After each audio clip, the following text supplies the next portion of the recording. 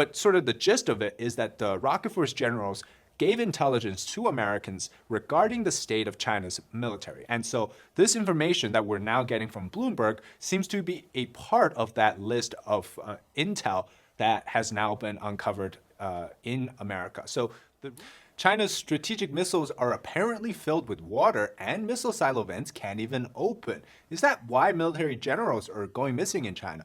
Also, one of the biggest shadow banking companies just declared bankruptcy. As I've said before, this is the bigger bomb than Evergrande. Let's talk about the $65 billion bust. Welcome to China Insider. I'm David Zhang. Happy Monday. Just a reminder, I recently published a special report on the upcoming Taiwan election, so check it out if you're interested in the January 13th election in Taiwan. I'll also be doing a live stream for the particular election day, so that will happen on Saturday, January 13th at 7 a.m. in the morning, Eastern Time. All right, now, over the weekend, Bloomberg reported that citing U.S. intelligence, the ongoing purge inside China's rocket force and equipment procurement branches of the military could be due to deep-rooted corruption and graft. And first, we'll discuss the story itself and then talk about the bigger issue in the second part of this story. Now, this really manifested in two examples they had given. One being that strategic missiles, they're filled with water instead of fuel. And two, some of the silos in Western China can't even open its vents to shoot missiles out. Okay, this is editing David coming in. I just realized the entire video, when I meant to say lids, I keep saying vent. I know the difference between the two, so don't comment below and tell me that you're messing things up. Anyways, when I say vent, I really mean lid or lids. And this, of course, led to a conclusion by U.S. officials that Xi Jinping's ability to make a military move on Taiwan has been hindered. However, the article also mentions that this does not impact Xi Jinping's grip on the military. Now, if this is true, this is so embarrassing. Given the fact that the CCP has a constant rhetoric over how powerful their military is, not only is this hindering their operational ability, but it's also something that seems to be so much in between the lies and the facade they're projecting, an actual critical point that's going to define the next decade to come, because nothing comes out of China without grounds, right? There's reasons for things. So could the military be so corrupt that they're not even war ready? First of all, the truth is that military corruption has been ongoing since the 90s, and according to various sources, this stems from former leader Jiang Zemin's regime, where corruption was at the forefront of his power. According to former PLA insider Yao Cheng, the Communist Army eats whatever they do. The mobile troops sell gasoline, the aviation troops use kerosene for cooking, the naval troops sell diesel, and the missile troops use rocket fuel.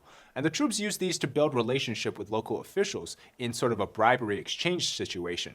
And it's a common phenomenon. There's not enough rocket fuel, just fill it with water. Otherwise, the superiors will check it, and it's going to be difficult to deliver the promises, or if it's empty. And of course, the equipment fee will not be enough to cover other expenses like maintenance or repair parts and things like that. That's why we see missile vents that essentially are broken and they can't be opened. So remember the submarine incident from a few months ago where, it's a story about China's military equipment. Either there's severe issues with the quality or maintenance, or simply because there's been parts that have been, I guess you would say, pocketed in exchange for money, or that inferior parts were used. Either way, all of these have been swept under the rug to just fool their superiors when they're checking it, and afterwards, it's these hollow out points. And of course, now it's being discovered, but it's too late. And I would say that there's so much unchecked corruption at the very top, it kind of trickles down, right? It continues to this day as well. So this whole anti-corruption campaign by Xi Jinping isn't without reasons, because there's actual corruption. But, I firmly believe while not all of its arsenals, like every single one of its rockets or missiles are filled with water, it's just enough to cause a stir in Beijing. And then it's also very clear to me that this indicated the testing of nuclear or strategic missile launches that has been pushed up by Xi Jinping at least. He's scheduling more and more of these tests in anticipation for a potential invasion. And that's when the corruption itself was found, because they couldn't hide it anymore. For a while, they didn't really do much with them because, the whole Taiwan invasion wasn't really on the agenda. But now that it's going to happen potentially in this decade, that's when things started to kind of surface. And, this really talks about the whole agenda with Taiwan. Xi Jinping, of course, as we speak, is preparing for the invasion. Whether he eventually launches it or not, of course, we have to test the readiness, right? And so, when it comes to the rocket force, which controls the nuclear launch or the strategic missile launch, that's one of the biggest indicator of the readiness. And that's having the biggest problem right now. So, the equipments can't function properly. The personnel seems to also be against Xi Jinping's invasion. And this coincides, right, with the removal of the top rocket force generals, along with top generals in the equipment procurement department. And of course, including Li Shangfu, the former defense minister who once also worked in the equipment procurement, as well as with ties to the rocket force.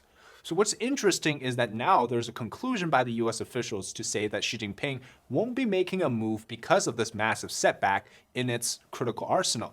But my thought about Taiwan as of now is that not just because of this particular issue, but among others like the economy, social situations, that Xi Jinping has so much internal trouble and that he's unlikely to launch a full-scale invasion in the coming years.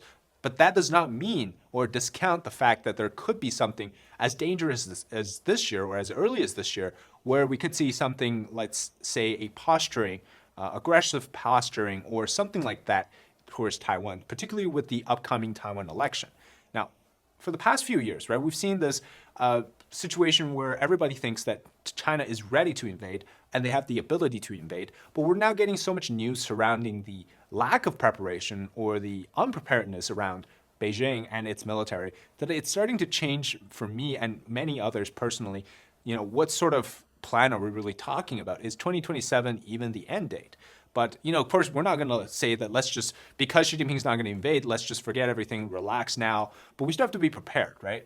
We can't just forget about Taiwan. Of course, that's not what I mean. But I think, of course, with the danger still being there, it's just that we now know some more reality into this, which is why we have to talk about sort of how we arrived at this situation. So the other side, of course, of the argument is that Xi Jinping as a dictator can easily do the extreme when he's pushed to the corner.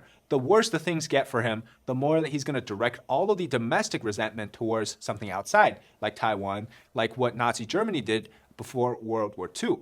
While I see the possibility, I just don't see it being the successful sort of method because I see that now we're questioning the combat capability of the entire PLA. Given what we have just learned about their missile force, what else could happen? We have things like their tanks, ships, and in general equipments. How are their qualities, right? These are things we don't really have an idea on. But given the fact that we now know about their missiles, could the same be also said about the other things as well? So we have to talk about, how did American intelligence really come up with this? Or how did they receive a report on this? So that's really the second part of this, right? It's how Xi Jinping really started the whole purge of the military. It's corruption, of course, but that's not the main trigger. There's been rumors or talks from the PLA's rocket force generals leaking intelligence to Americans for a few months now. And this ties into how former Foreign Minister Qin Gang disappeared, as well as former defense minister. But sort of the gist of it is that the rocket force generals gave intelligence to Americans regarding the state of China's military. And so this information that we're now getting from Bloomberg seems to be a part of that list of intel that has now been uncovered in America. So the rumor part of this is that if it turns out to be true, it means that something was given to the United States and they now have a conclusive evidence suggesting that things like the rockets, things like the missile silos did happen. And that's, again, feeds back into why Xi Jinping launched the purge, because now, the Americans have this information, right? Think about it. Would you let your number one adversary, the United States, being in a position of China, know so much about your corruption, right? It's almost like this is your checkmate part of your military, the nuclear launch, and yet it's having the most amount of trouble. That would be like losing before even fighting began. Now, you might be wondering, but David, what about a feint move to lie to the Americans? I mean, it could be true, but think about it. Where Xi Jinping suddenly disappeared random generals and his former trusted allies, if this was just a feint move? I don't think so. So I think that the American intelligence received something valuable about the Chinese military, and that includes the corruption part and the whole missile filled with water, and as well as the vent. And that led to the massive purge of the top brass, which we're now seeing disappeared from the public light. So that's my conclusion from this. Now, speaking of Xi Jinping's inability to launch an invasion due to domestic issues, let's talk about our second big topic, which is now I've done a few videos on this, right? It's China's shadow banking giant called Zhongzhi Enterprise. They recently declared bankruptcy. Now, just how big of a problem are we talking about here? So if Evergrande, Country Garden, and other real estate developers were like a ticking time bomb in China's economy, shadow banking is like a ticking nuke.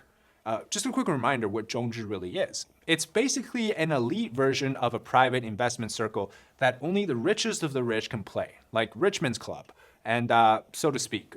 It's contrary to popular belief that it's not a state-owned system. It's actually a private enterprise. So to step into the door, you need at least millions of dollars in net worth, and so they really manage the financial assets of the upper class in China. Now, Zhongzhi is the biggest of them all. Now, they're tightly connected to the upper class as well as the party, but traditionally, this itself is a private sector investment system. Now, from what we understand, the traditional real estate sector is one that's more open to the general public, so the exposure to the general economy is much more or much bigger in that real estate sector. Whereas the shadow banking industry, and Zhongzhi now declaring bankruptcy, is directly affecting like the top part of the pyramid, so to speak.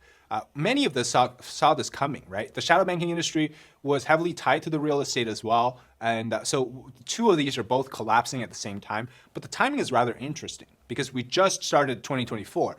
This is like a precision strike on Xi Jinping. The Chinese regime now faces three large financial boulders. I think even Atlas won't be able to hold it up. The first is, of course, the real estate sector. The second being the local debt issues. And then the third being the shadow bank bust. Now, the industry really started back in the 90s amidst the booming Chinese economy then. Zhongzhi Enterprise is the biggest of them all, and their founder, however, mysteriously passed away at the age of 61 in 2021 from a sudden heart attack. Oh, that's at least according to the statement posted on the company's website. And since then, we've only seen the steep downhill of news surrounding Zhongzhi Enterprise. More recently, we saw the Zhongrong Trust, which is a part of that, had defaulted on its payments. So why does it all matter to us? Well, there's a huge chance that the entire asset of Zhongzhi had been hollowed out since the death of the founder in 2021, to the point now that even as it declares bankruptcy, to the point where even now it declared bankruptcy, there's really no chance of saving it. Because the primary target, again, remember, this is the richest of the rich in China. So behind that, obviously, you have the elite circle, you have the private sector, but you also have the party generation, the second and third generation of the right families and their investments. So to shield the financial impact and the damage to those powerful elites, it's likely that since 2021, those with power have moved their investment assets out of the system already to secure locations out of the country. And that basically leaves the less connected, smaller, but still relatively rich individuals and investors to share the burden. And that really raises the question, right? This year is starting off really badly for the CCP. Not only do you have to try to rescue the real estate, but you now have the best of the best investment circle blowing up on you. So that's like double punch in one go. And so you're looking at a situation where you don't have enough funds to rescue either, but then one thing that's already going really bad, you add another to it. That's not a good way for the economy. So don't expect anything to change or get better in this year or so. Anyways, that's it today for the episode on two of the big issues. I guess you would even call it scandals within the CCP. One about the military, one about the economy. If you enjoy the content, leave a like, comment below your thoughts, and subscribe to our channel. Until next time, bye-bye.